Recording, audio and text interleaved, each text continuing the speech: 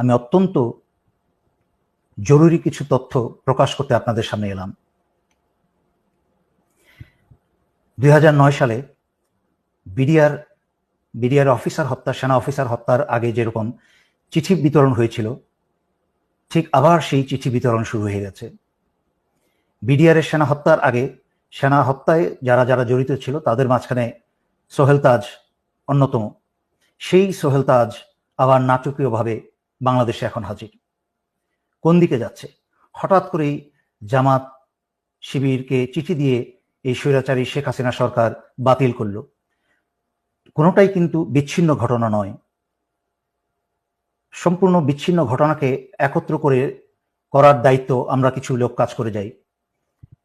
চিন্তা করে দেখুন, শুধু চিঠিটার সামান্য অংশ দেখাচ্ছি। চিঠিটা ইন্টারনেটে সব জায়গায় ছড়িয়ে বেড়াচ্ছে।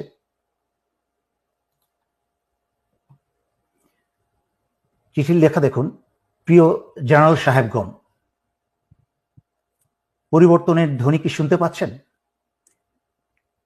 সোজা চলে যাই। আপনারা 2009-এর বিডিআর হত্যাযজ্ঞ থেকে কোনো শিক্ষা গ্রহণ করেননি। সাধারণ সৈনিকদের লেখা এই খোলা চিঠিটি সেটারই প্রমাণ বহন করে।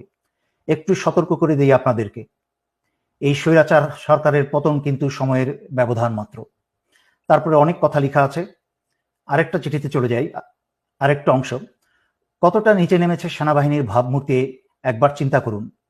কোথায় গেল সেই চেতনা ও মূল্যবোধ যা আপনারা আমাদের দিনরাত মুখস্থ করান? কোথায় গেল আপনাদের সেই চির উন্নত মমশির? শির বলতে আর কিছু অবশিষ্ট রেখেছেন? উন্নত না অনুন্নত সে কথা তো পরে। দেশের প্রতিটা মানুষ আপনাদের তথা আমাদের আজকে শুধু ঘৃণা করে, শুধুই ঘৃণা। এখন দেখলাম পুলিশ, আর্মি আর র্যাবে কর্মরত সবার পরিবারের ঠিকানা সংগ্রহ করা হচ্ছে।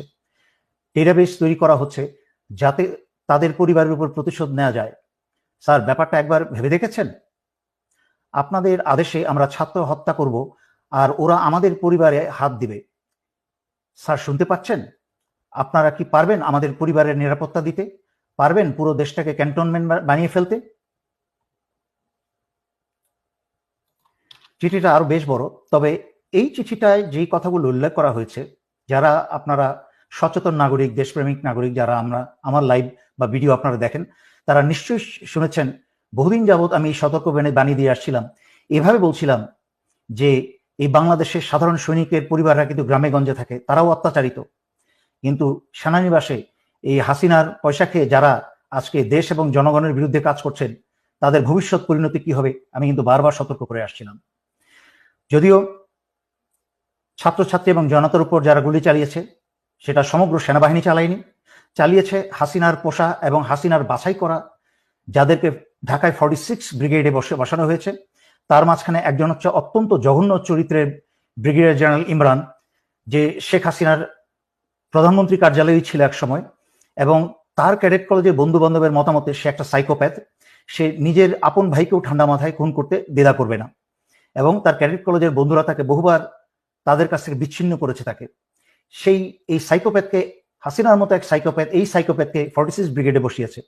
আর 46 ব্রিগেড চলে হচ্ছে হাসিনার আত্মীয় বর্তমান সেনা প্রধান জেনারেল ওয়াকারের সরাসরি নির্দেশে, কোনো ডিভিশনের অধীনে নয়। গুলিগুলা ছুড়েছে হচ্ছে এই 46 ব্রিগেডের কিছু কুসেনা, চরিত্রহীন কিছু কুসেনা।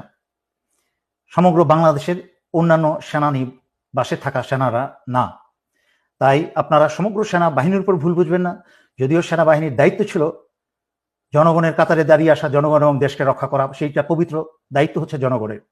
যাই হোক, যেহেতু হাসিনা তার সর্বোচ্চ ক্ষমতা ব্যবহার করে ফেলেছে, ক্ষমতায় টিকে থাকার জন্য পুলিশ, বিজিবি, প্যারামিলিটারি সব ব্যবহার করেছে, এমনকি সশস্ত্র বাহিনী ব্যবহার করে কারফিউ পর্যন্ত জারি করেও ছাত্র জনতার বিরুদ্ধে পরাজিত হয়েছে। এখন স্বৈরাচারী শেখ হাসিনার হাতে আর কোনো শক্তি বাকি নেই। সেই কারণে স্বৈরাচারী শেখ হাসিনা বাংলাদেশের চিরশত্রু ভারতের ষড়যন্ত্রের কে আহ্বান জানিয়েছে বিডিআরের মতো আরেকটা হত্যাকাণ্ড ঘটাতে। বাংলাদেশ সেনাবাহিনীতে, সেনানিবাসে বা বিভিন্ন কোনো অর্গানাইজেশনে যদি এই ধরনের একটা হত্যাকাণ্ড চালানো যায়, তাহলে ভারতের পরিকল্পনা হচ্ছে বাংলাদেশকে প্রহরী শূন্য করা, বাংলাদেশের সার্বভৌমত্ব এবং স্বাধীনতা রক্ষা করার জন্য আর কোনো প্রহরী বাকি না থাকে। তাই নিজেদের মাঝখানে রক্তক্ষয় শুরু করে দিয়ে সেনাবাহিনীর অফিসার এবং দেশপ্রেমিক সেনাদেরকে হত্যা করে হাসিনা বাংলাদেশের ভিতরে ভারতীয় সেনা প্রবেশ করাবে। তার উদাহরণ আপনারা দেখেছেন এবং শুনেছেন। স্বৈরাচারী শেখ হাসিনা ভারতের সাথে গোপনে বাংলাদেশের বুক জুড়ে রেল চলাচলের ব্যবস্থা করেছে। যেই ভারতের রেল বিভাগের ভারতীয় সৈন্যের সংখ্যায় প্রায় 70,000 প্রশিক্ষিত সৈন্য, তারা যে কোনো সময় যে কোনো প্রয়োজনে এই উপমহাদেশে যেখানে ভারতের রেল চলে, রেল যোগাযোগ আছে, সেখানে প্রয়োজনে তারা মুহূর্তেই হাজির হয়ে যেতে পারে। তার মানে এই রেল ব্যবস্থার নাম করে বাংলাদেশের ভিতরে চাইলে ভারত প্রয়োজনে 70,000 সেনা মোতায়েন করতে পারে। একদিকে বাংলাদেশের প্রহরী সেনা হত্যা করবে, আর একদিকে ভারতীয় সেনা প্রবেশ করে বাংলাদেশ দখল করবে এবং স্বৈরাচারী শেখ হাসিনাকে বাঁচাবে।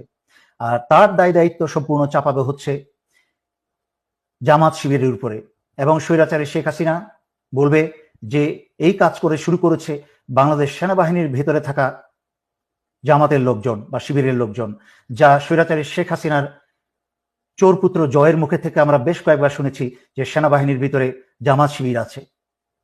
সুতরাং আমি সকল জনগণকে অনুরোধ করছি, আপনারা এই মুহূর্ত থেকে অত্যন্ত সচেতন হয়ে যান। কোথাও আপনারা একা থাকবেন না। কোথাও আপনাদেরকে বাসা বাড়িতে এলাকায় যদি পুলিশি হানা হয়, তাহলে আপনারা সারা এলাকার মানুষ ঘিরে ধরবেন, এবং ছাত্রছাত্রী তোমরা সবাই পকেটের মাঝখানে তোমরা মরিচের গুঁড়া রাখবে। কাছের থেকে এসে ছাত্রলীগ পুলিশ যারাই তোমাদেরকে ধরে নিয়ে যেতে চাইবে, তাদের চোখে মুখে মরিচের গুঁড়া মেরে দাও। এটা হচ্ছে ন্যূনতম তোমাদের ডিফেন্স। তাছাড়াও হাতে যা পারো তোমরা রাখো সংঘবদ্ধভাবে। নাও আসছি সর্বোপরি সশস্ত্র বাহিনীর প্রতি। ইতিমধ্যে 57 জন ভাই হারিয়েছেন, তখন কোনো পদক্ষেপ নেন নাই ভাইদের বাঁচানো। দেশ ভারতের দখলে চলে গেছে এই স্বৈরাচারী হাসিনার কারণে। 15 বছর ধরে যাবৎ বাংলাদেশের সবকিছু স্বাধীনতা, সার্বভৌমত্ব, এমনকি জনগণের জান মাল, বাংলাদেশের অর্থনীতি সবকিছু ভারতের হাতে তুলে দিয়েছে। আর অপেক্ষা করবেন নিজের এবং নিজের স্ত্রী সন্তানের রক্ত দিয়ে? এখনো সময় আছে। আজকে রাত্রে ভোরের অপেক্ষা না থেকেই আপনারা অস্ত্র হাতে জরুরি অবস্থা জারি করে সারা বাংলাদেশের ক্ষমতাবার হাতে তুলে নিন এবং ছাত্র আন্দোলনরত ছাত্র জনতার সাথে কাঁধে কাঁধ মিলিয়ে বাংলাদেশ রক্ষায় দাঁড়িয়ে যান। আমি বাংলা সংগ্রামরত আন্দোলনরত ছাত্র ছাত্রী জনতা এবং দেশপ্রেমিক সশস্ত্র বাহিনীর পক্ষ থেকেই স্বৈরাচারী শেখ হাসিনার সরকারকে বহিষ্কার ঘোষণা করছি। স্বৈরাচারী শেখ হাসিনা সরকার আজ থেকে বাংলাদেশে সম্পূর্ণ অকার্যকর ঘোষণা করা হলো, এবং স্বৈরাচারী শেখ হাসিনার আওয়ামী লীগের যে কোনো সদস্যকে পেলে আপনারা গ্রেফতার করে জেলে সোপর্দ করুন।